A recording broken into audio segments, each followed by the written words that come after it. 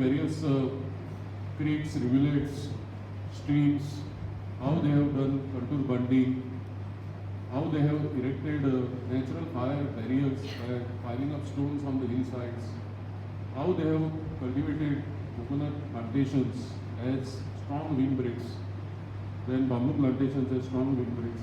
So you continue to demystify this knowledge which is not documented and no manuals are available, because people never thought of writing manuals because they were not literate, but they used to store everything mentally, and I found lots of knowledgeable people who could explain to me what today we understand as geofabrics, but they never knew that the principles of using those building materials for enforcement and strengthening of their khadan buns today are manufactured as geofabrics. So it's very interesting because you see the aesthetics of the people, the aesthetics of their labor, and their sense of balance and resilience. That is a very important word for a tropical state like Goa, which is always subject of torrential rainfall and also various other extreme weather phenomena. But people have survived through centuries. So what we see is this, that people never went around shopping for any consultant, they just found local appropriate solutions to their local problems. And in terms of management of the floods, because if you go through recorded history, then there are very few references, almost nil, of any village or place in Goa getting flooded and people getting displaced and turning into local ecological refugees. We don't have any of these references except one or two instances during the last century when Kasavuddin got flooded and the father of Goan nationalism, freedom fighter, Krishna Braganskun, he collected some money for as a flood relief. That is the only incident. But minor incidents were there, but in general and irrespective of the rainfall intensity, we find our cloudbursts. People have survived, and people have survived to tell story till today. So we have all these. They used to basically. I have been asking the PWD engineers and all, what is their approach to drainage? So it is so compartmentalized and it is so comic that I many times find it very silly that they do not actually know what is the outfall or outlet. And the best example, which could end up as 8th wonder in the world, is the engineering and IT students, civil engineering, can take a study tour of the roadside drain which was built at a cost of 1.5 crore rupees by government along what is known as the new Marine Drive Road, or actually named as Dr. Jack Sequeira Road, which begins from Anao Circle and ends at Miraman Circle.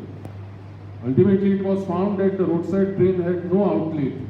So now it has become one of the best places for mosquito breeding and spread of dengue viruses. And nobody knows anything about it. What is to be done? They just put the slabs and covered it, but the water is accumulated and it is causing a public nuisance. So 1.5 crore rupees actually went down the drain. So we have many such wonders of the world in Goa, and all of you may be knowing when President technology and cantilever T-shaped design was brought in Goa, both hybrid of Russian and French design, nobody had paid any attention to the experiment which government of Goa was launching in the name of building of Mandavi Bridge. And all of you may please go through, because we are talking here about appropriate technology. And no engineer in Goa could tell me the composition of rainwater, which we have been studying in our lab for last 10 years, chemically, microbiologically, and biochemically also, because we are studying rainwater microbiology. And we are in touch with Louisiana State University, which is doing the best of the work in rainwater microbiology, and some French scientists. If they tell me what is the pH of the rainwater, then you can study what type of corrosion it will cause, both atmospheric induced as well as microbiologically induced. The rainwater pH in our university campus and Margao and several other places, north and south Goa, it ranges from 4.5 in Goa to 5.6. So with that type of pH in rainwater, you can calculate how much rainwater is falling on any exposed surface and what it will cause to the RCC, and especially the steel, if it is not properly graded. So we have lots of these examples where we find that local communities, when we speak, they say that this stream comes like this, then it joins this tributary joins this river. So we have to start from top, from the ridge basically. The rainfall is falling there and it will, water will flow like this. They have no maps, they have only mental idea of how the water is flowing. They have never heard of hydrography, hydrology or hydrodynamics. Neither they know anything about Bernoulli's theorem or any of these Stokes' law or anything, but they know what is sedimentation and what is sediment and what that sediment will cause by way of siltation to their paddy fields and also to their aquatic productive water bodies. So this is the sequence, common sense sequence which we can get from them if we demystify their local talk. Next. And you have to really conduct this communication in local Konkani or Marathi language, because otherwise they are very silent, very shy, and they just are afraid of any educated person who starts talking to them, because they think that we are gods. And that's the difficulty, because once you have that feeling that you are powerful and they are powerless, communication is impossible. So both sides need a degree of humility. The people who talk to you in villages, farmers especially, they are born to be humble, because they have no other alternative except to become humble. But for us, we have a long list, of degrees and biodata and publications and patents and all. So it is very difficult for us to be humble when we try to understand this traditional knowledge system or traditional ecological knowledge systems.